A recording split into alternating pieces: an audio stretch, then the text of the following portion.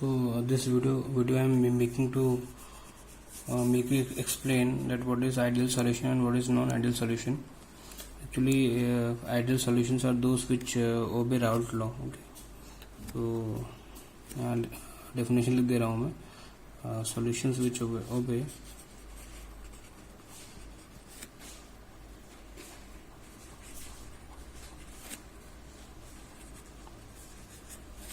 the solutions which obeys Raoult law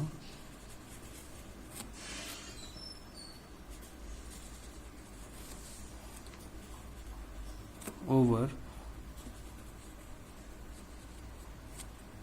entire range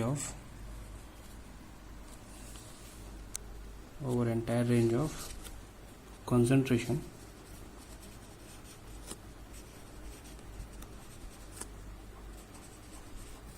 are called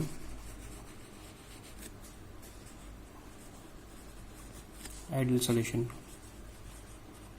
ठीक है, तो ऐसे सॉल्यूशंस जो राउल्ट लॉ को ओबे करते हैं उन्हें हम कहते हैं ideal solutions.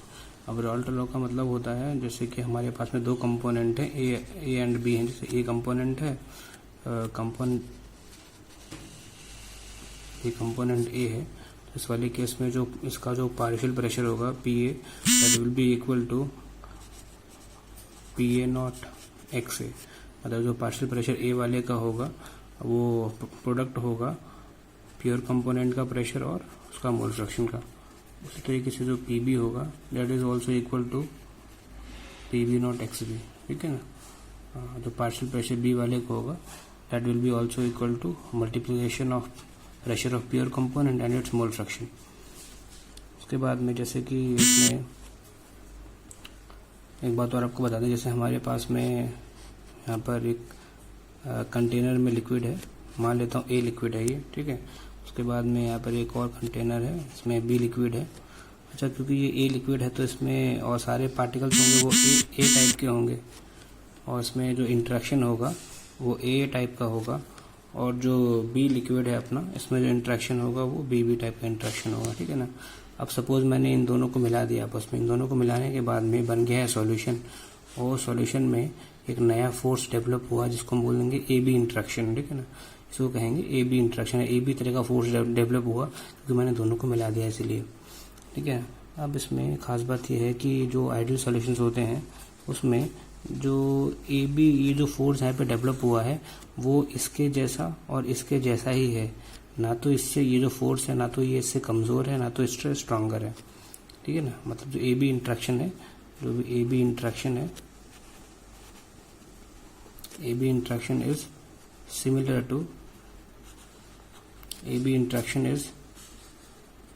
To A A and B B. ठीक है ना. तो ए बी जो फोर्स नया फोर्स बना हुआ है वो ए ए और बी बी के जैसा ही है. उसके बाद में इसमें जो पी टोटल जो होगा, टोटल प्रेशर जो होगा वो इन दोनों का पी ए और पी बी का सम होगा. जो टोटल प्रेशर होगा वो P A not X A और plus P B not X B के इक्वल होगा. ये भी राउल्ट लॉ का मतलब ये दोनों का हमने सम कर दिया. ठीक है ना. ये पहला पॉइंट है आइडियल सॉल्यूशन का, ध्यान रखेंगे. उसके बाद में क्योंकि यहाँ पर जो फोर्स है ए बी वो इन दोनों के जैसा ही है, ना तो इससे मजबूत है ना इससे कमज़ोर फोर्स है, तो कोई भी चेंज नहीं आया है इसमें फोर्स में. तो जो एंथैल्पी है उसमें भी कोई चेंज नहीं आएगा, क्योंकि एंथैल्पी तभी चेंज होती है जब कोई स्ट्रांग बॉन्ड बन जाता है तो एंथैल्पी उस वाले केस में निकलती है, रिलीज होती है, डेल्टा एच की वैल्यू माइनस होती है. और अगर कोई बॉन्ड कमज़ोर होता है या टूट जाता है तो उस वाले केस में हमें एनर्जी देनी पड़ती है और डेल्टा एच की वैल्यू पॉजिटिव होती है. लेकिन यहाँ पे ऐसा कोई चेंज नहीं है, तो इसमें जो डेल्टा एच की डेल्टा मिक्स जो एच है यहाँ पर that will be equal to zero. मतलब एंथैल्पी चेंज होगा ही नहीं. ठीक है ना. ध्यान रखेंगे इस चीज़ का. थर्ड वाला पॉइंट इसमें रहेगा कि जो डेल्टा मिक्स जो भी है वॉल्यूम चेंज है वो भी जीरो रहेगा. ना तो वॉल्यूम में चेंज होगा ना एंथैल्पी में चेंज होगा. टोटल प्रेशर होगा वो इन दोनों के सम के बराबर होगा. ये 3 पॉइंट है इंपॉर्टेंट, ध्यान रखेंगे. ठीक है ना. अच्छा, आइडियल सॉल्यूशन में इसमें कुछ एग्जांपल मैं आपको दे दूं. जैसे कि अगर मैं नॉर्मल हेक्सेन को और मैंने नॉर्मल हेप्टेन को मिलाया तो आइडियल सॉल्यूशन फॉर्म हो जाता है. ठीक है ना. ये पहला एग्जांपल है. दूसरा एग्जांपल है, आप इसमें ले लीजिए बेंजीन का और टोल्यूइन का, ठीक है ना। बेंजीन और टोल्यूइन का जो मिक्सचर है वो भी एक तरीके से आइडियल सॉल्यूशन होता है। तो आइडियल सॉल्यूशन में जो पी टोटल होगा वो P A not X A plus P B not X B के बराबर होता है। डेल्टा मिक्स एच की वैल्यू 0 होती है, डेल्टा मिक्स वी की वैल्यू भी 0 होती है। एंथैल्पी चेंज और एंथैल्पी चेंज में जो है 0 होता है, और जो एंथैल्पी में कोई बदलाव नहीं होता तो 0 होता है, और जो आपका डेल्टा वी है मतलब चेंज इन वॉल्यूम है वो भी 0 रहता है, ठीक है ना। ये आइडियल केस था, ठीक है, आइडियल सॉल्यूशन में, ठीक है। अच्छा, जो नॉन आइडियल सॉल्यूशन होगा अपना, नॉन आइडियल सॉल्यूशन में तो ये जो डेल्टा एच और डेल्टा वी की जो वैल्यू है वो 0 के बराबर नहीं होगी, ठीक है ना, नॉन आइडियल सॉल्यूशन में। और जो पी टोटल है वो पी ए नॉट एक्स और P B not X B के बराबर नहीं होगा, ध्यान रखना, ये मतलब ये इक्वल नहीं होंगे नॉन आइडियल सॉल्यूशन में। जब डेल्टा एच की वैल्यू 0 के बराबर इसमें अगर नहीं होगी, या डेल्टा वी की वैल्यू 0 के बराबर नहीं होगी, तो या तो 0 से कम होगी या ज़्यादा होगी नॉन आइडियल वाले केस में, तो ठीक है ना, उसकी बात करेंगे। अब जैसे मैं आपको यहीं पर ही साइड में यहाँ पर मैं आपको बता देता हूँ नॉन आइडियल के बारे में, नॉन आइडियल सॉल्यूशन के बारे में बता दूँ आपको। इसमें जैसे कि जो नॉन आइडियल सॉल्यूशन होते हैं,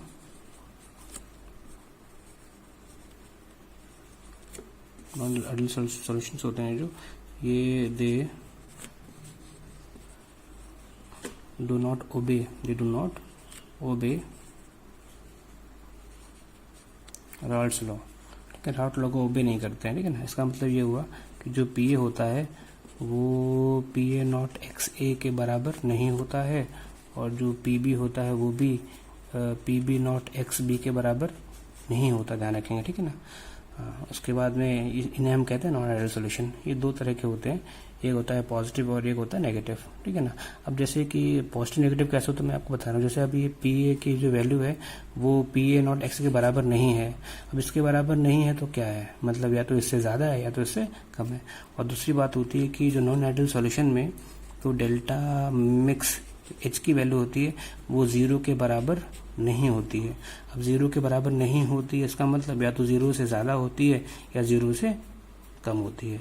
अगर डेल्टा मिक्स एच की वैल्यू एंथैल्पी चेंज अगर होता है, इसका मतलब हो गया कि जो एंथैल्पी चेंज है वो 0 नहीं होगा, मतलब एंथैल्पी में चेंज होगा, ये मतलब है इसका। इस वाले यहाँ पे क्या था कि जो एंथैल्पी चेंज है वो 0 है, मतलब एंथैल्पी में कोई चेंज नहीं होगा, लेकिन यहाँ पे एंथैल्पी में चेंज होगा। डेल्टा एच 0 का it's not equal to 0, it's not equal to 0, मतलब कोई ना कोई चेंज होगा इसमें, ठीक है ना। अब अगर इसमें एंथैल्पी चेंज ये पॉजिटिव भी हो सकता है और नेगेटिव भी हो सकता है, ठीक है ना। अगर 0 से कम होगा तो नेगेटिव होगा और ज़्यादा होगा तो पॉजिटिव होगा। उसी तरीके से डेल्टा मिक्स जो वी की वैल्यू है वो भी 0 नहीं होती है, 0 नहीं होती है नॉन आइडियल वाले केस में। तो आइडियल वाले सॉल्यूशन में देखिए क्या है और नॉन आइडियल वाले केस में क्या है। अब डेल्टा एच की वैल्यू 0 नहीं है तो इसका मतलब या तो ये पॉजिटिव होगी या तो ये नेगेटिव होगी, या तो ये पॉजिटिव होगी या तो ये नेगेटिव होगी।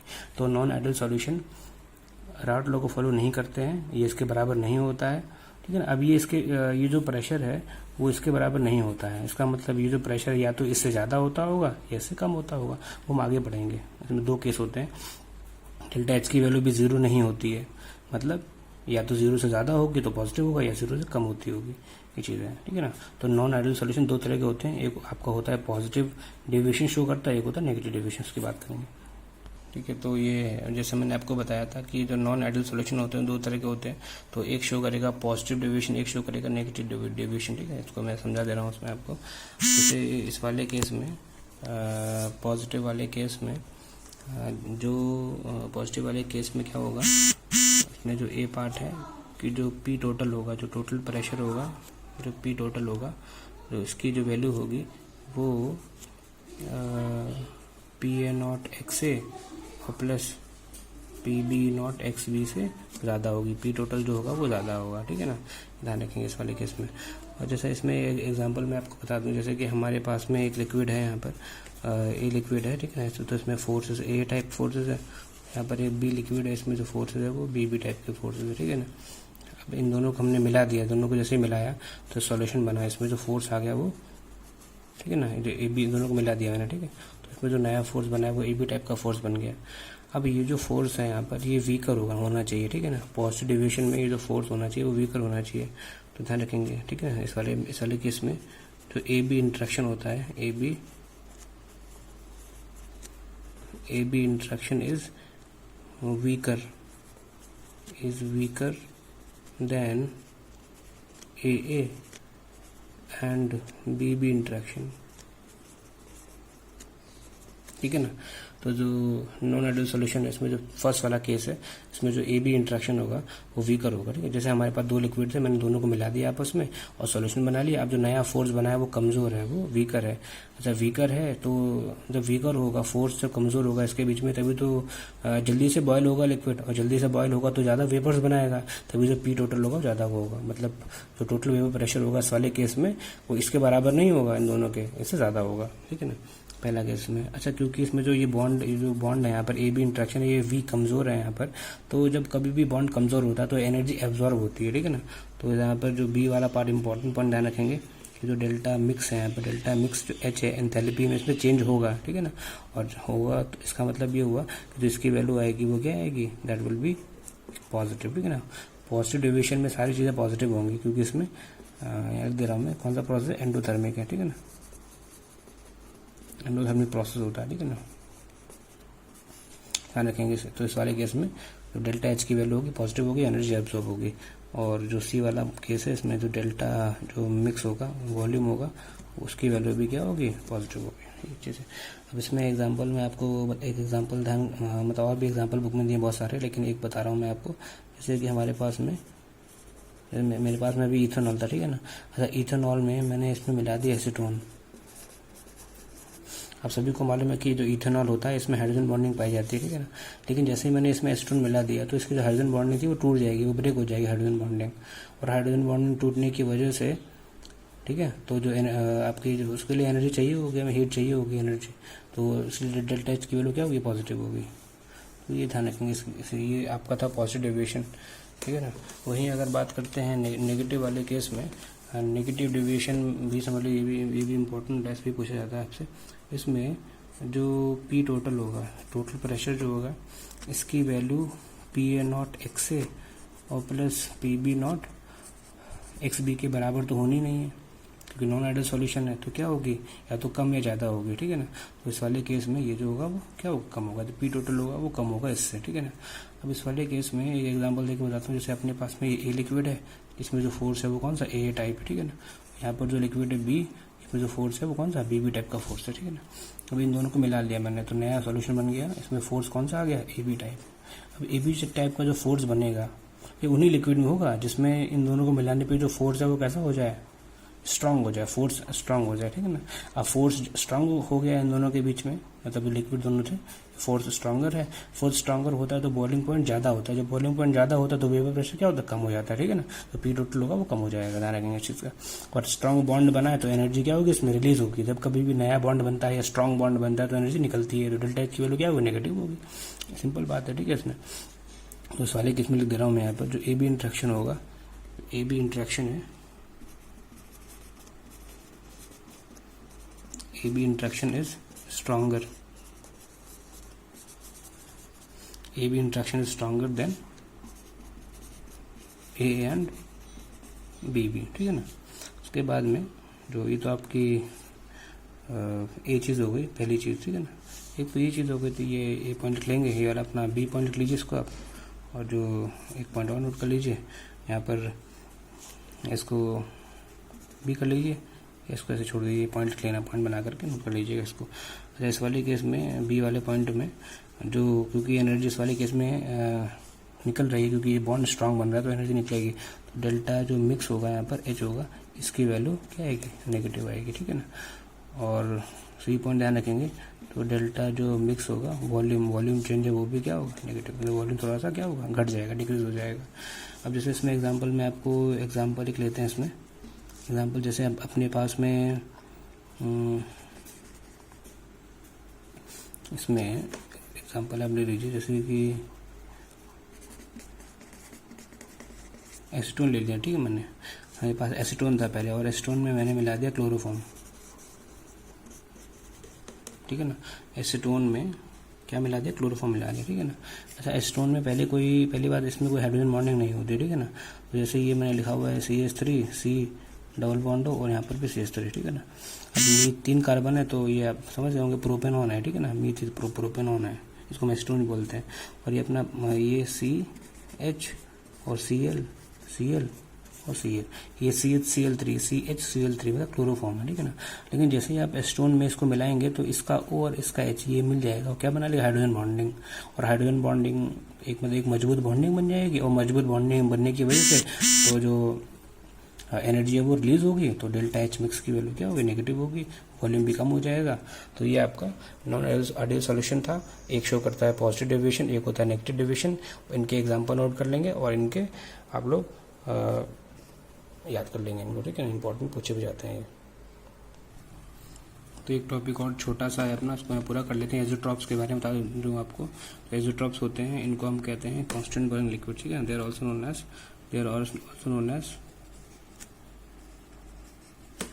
कांस्टेंट बॉइलिंग लिक्विड, ठीक है ना। They are also known as constant boiling liquids, ठीक है। उसके बाद में यहाँ मैं ऐसे बोल सकते हैं कि the mixture of liquids which boil at constant temperature, ठीक है ना। यहाँ लिख लीजिए, लिख देता हूँ मैं यहाँ पर, मिक्सचर ऑफ लिक्विड्स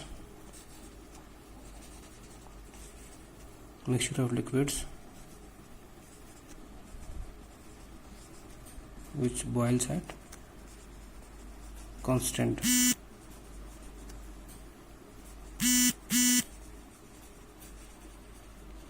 ठीक है ना। Mixture of liquids which boil at constant temperature are called azeotropes, ठीक है ना। अच्छा, इसमें अब जैसे कि आपको पता है कि एक आपका होता है मिसिबल लिक्विड, ठीक है ना। मिसिबल लिक्विड जैसे कि एल्कोहल और वाटर हो गया, ठीक है ना। ऐसे लिक्विड जो पूरी तरीके से मिल जाते हैं आपस में, तो उनको भी हम अलग कर सकते हैं। एक मेथड था डिस्टिलेशन, जो हमने क्लास 9 में पढ़ा था, ठीक है ना। डिस्टिलेशन, ठीक है ना। डिस्टिलेशन हम लोगों ने पढ़ा था 9th में। डिस्टिलेशन का प्रिंसिपल होता है, इसका जो प्रिंसिपल होता है वो होता है डिफरेंस इन बॉइलिंग पॉइंट, ठीक है ना। बॉइलिंग पॉइंट, इस सिद्धांत पे काम करता है ये। अगर दो लिक्विड हैं और दोनों मिले हुए हैं आपस में, लेकिन दोनों का बॉइलिंग पॉइंट अलग अलग है, तो उनको हम अलग कर सकते हैं इस तरीके से, ठीक है ना। इसमें जिसका बॉइलिंग पॉइंट कम होगा वो जल्दी बॉयल हो जाएगा, ज़्यादा वेपर बनाएगा और उसको हम कंडेंस कर लेंगे। लेकिन अब इसमें अब जैसे कि लेकिन ये भी तभी पॉसिबल होगा, एक रेशियो होना चाहिए, ठीक है ना। अब जैसे कि सपोज हमारे पास में अगर एल्कोहल और वाटर का मिक्सचर है, अगर 95.57% अगर हमारे पास में बाई मास ऑफ इथेनॉल, ठीक है ना।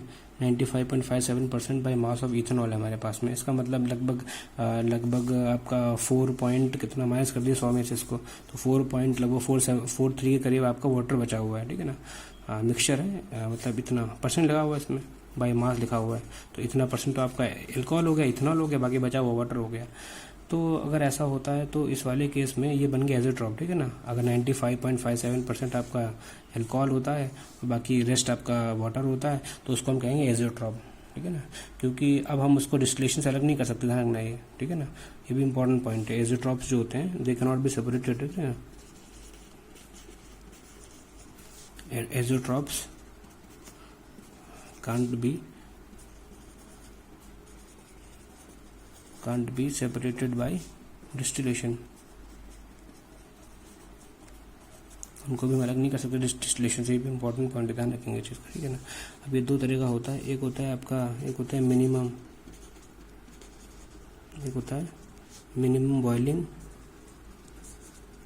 Boiling एज़ोट्रॉप,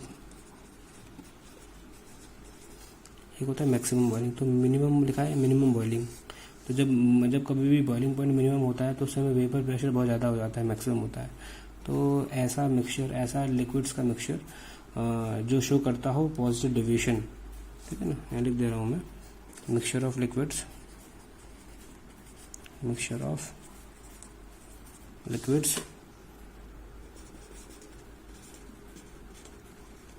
which shows large positive deviation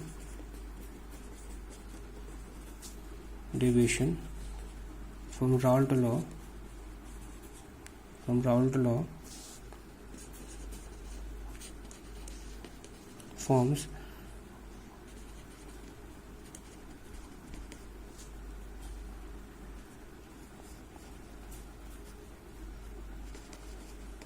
minimum boiling एजिट्रॉप्स।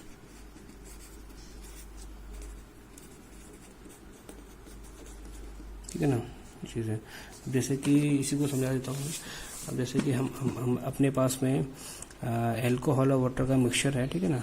Example ले रहा हूँ यहाँ पर इथेनॉल का और वाटर का मिक्सचर है, और ये आपका लगभग 95.50 मान लीजिए, ठीक है ना। इतना परसेंट है बाई मास, और ये आपका बचा हुआ हो गया लगभग 4.50, ठीक है ना। 4.50 ये हो गया, ठीक है ना। ठीक है, तो अब होगा ये, आपको मालूम है कि जो एल्कोहल है इसका जो बॉइलिंग पॉइंट होता है, इसका जो बीपी होता है बॉइलिंग पॉइंट, वो आपको होता है 351 केल्विन, ठीक है ना, 0.0 केल्विन। इसका जो वाटर का होता है वो होता है 373.15 केल्विन, ठीक है ना। हाँ, दोनों का अलग अलग होता है बॉइलिंग पॉइंट, तो हम उनको अलग कर सकते हैं।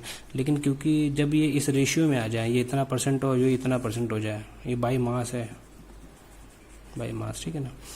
तो अब होगा क्या, अब ये दोनों जैसे हमने उनको मिला दिया, तो अब ये दोनों इनका जो मिक्सचर है वो कितने पे, वो 351.0 इतने पे बॉयल होगा, ठीक है ना। वैसे वाटर कितने बॉयल होता है, इतने बॉयल होता है, और ये कितने पे, ये इतने बॉयल होता है। लेकिन अगर हमने इनको मिला दिया, और किस रेशियो में मिलाया है, 95.50% ये है और 4.50% ये है लगभग।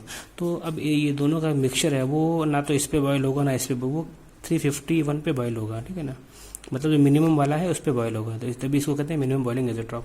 और एक होता है आपका मैक्सिमम बॉइलिंग, ठीक है ना। मैं यहाँ लिख दे रहा हूँ, मैक्सिमम बॉइलिंग में मतलब वो लिक्विड शो करेंगे जो फॉलो करते हैं नेगेटिव डेविएशन शो करते हैं, ठीक है ना। उसमें आपका एग्जांपल हो जाएगा इसका HNO3 का और वाटर का मिक्सचर, ठीक है ना, जिसमें आपको 68% आपको HNO3 लेना पड़ेगा, और बाकी लगभग जो बचा हुआ, ठीक है ना, इसमें जो 32% वाटर है, अगर इतना परसेंट वाटर लिया हुआ, इतना परसेंट आपने HNO3 लिया हुआ, ठीक है ना। तो ये शो करेगा मैक्सिमम बॉइलिंग एजिट्रॉप, ठीक है ना। अब इसमें वाटर का बॉइलिंग पॉइंट होता है 373 केल्विन, वाटर का बॉइलिंग पॉइंट है 373 केल्विन है वाटर का बॉइलिंग पॉइंट।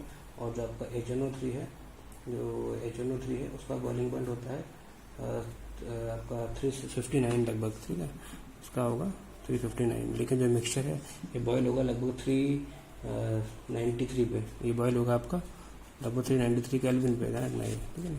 तो इसको हम कहते हैं मैक्सिमम बॉइलिंग। ये था आपका मिनिमम बॉइलिंग एजिट्रॉप।